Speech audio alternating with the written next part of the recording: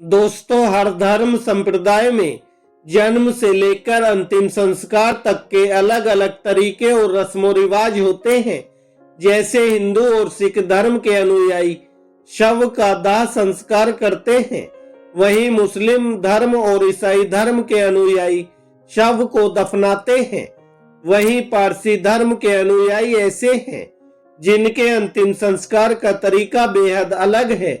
पारसी धर्म में ना तो शव को जलाया जाता है, ना पानी में बहाया जाता है और ना ही जमीन में दफन किया जाता है, बल्कि ये धरती, आकाश, हवा, पानी आदि को दूषित होने से बचाने के लिए मृतक का बेहद खास तरीके से अंतिम संस्कार करते हैं। दोस्तों, वीडियो में आगे बढ़ने से पहले आपसे एक छोटी सी रिक्वेस्ट है। इसी तरह की नई नई जानकारी से जुड़े रहने के लिए हमारे चैनल को अभी सब्सक्राइब कर लें और अगर आपको यह वीडियो अच्छी लगे तो वीडियो को भी लाइक कर दें। दोस्तों, पारसी धर्म में पृथ्वी, जल, अग्नि तत्व को बहुत ही पवित्र माना गया है। ऐसे में शव को जलाने, पानी में बहाने या दफन करने से ये तीनों तत्व अशुद्ध हो जाते हैं। इसलिए पारसी लोग अलग तरीके से शव का अंतिम संस्कार करते हैं।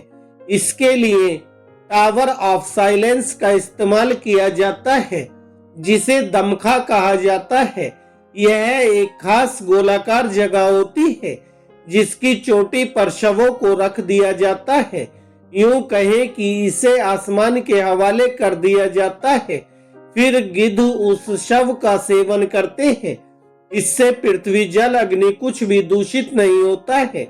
पारसी धर्म में करीब 3000 सालों से अंतिम संस्कार की यही परंपरा जारी है। हालांकि गिद्धों की घटती संख्या के कारण पिछले कुछ सालों से पारसी समुदाय के लोगों को अंतिम संस्कार करने में खासी दिक्कतें आ रही हैं। पारसियों में शव को अपवित्र माना जाता है। पारसी धर्म के लोगों का मानना है कि शव को जलाने, प्रवाहित करने या दफनाने से अग्नि, जल या धरती अपवित्र हो जाती है। ऐसा करने से भगवान की संरचना प्रदूषित होती है। इसलिए पारसी समुदाय में शव को टावर ऑफ साइलेंस में रखकर आसमान को सौंप दिया जाता है। पारसी लोग मृतक के शव को इसी इमारत में रखते हैं। इसके बाद ना ही ये शव को दफनाते हैं और ना ही जलाते हैं, बल्कि यहाँ शव को चील, गिद्ध, कौवे और दूसरे पक्षी आहार के तरह इस्तेमाल करते हैं। पारसी लोग मृत के शव को पक्षियों के लिए आहार स्वरूप छोड़ देते हैं। पारसियों के कब्रिस्तान को दमखा या टावर ऑफ साइलेंस कहा जाता है। यह एक वॉलीबॉल और खोखली टॉप की इमारत की तरह होती है जो वाल्क पर बनी होती है। पारसी लोग मृतक के शव को इसी इमारत पर रखते हैं। दोस्तों, वैसे तो पारसी धर्म विश्व का अत्यंत प्राचीन धर्म है। इस धर्म की स्थापना संत जरथुष्ट ने की थी। इस्लाम के आने से पहले प्राचीन ईरान में जरथुष्ट धर्म का ही प्रचलन था।